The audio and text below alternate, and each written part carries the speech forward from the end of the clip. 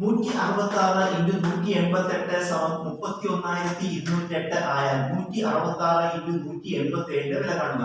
നമുക്ക് 166 ഇൻറ്റു 188 തന്നിട്ടുണ്ട്.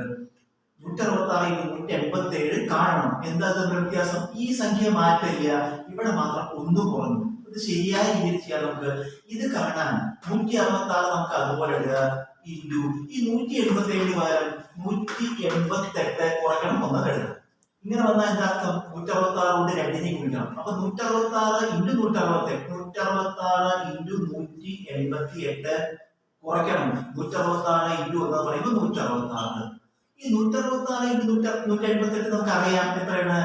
31,208. അതിന്ന് 166 കുറച്ചാൽ മതി. കുറയ്ക്കുമ്പോ 2 മാറും 8, 4 6 10, 1 2 0 1 3. ഉത്തരം 31,042. ഇതിന്റെ എളുപ്പ വഴി നമുക്ക് നോക്കാം. 166 ഇൻറ്റു 188 നമുക്ക് തമ്മിലുണ്ട്.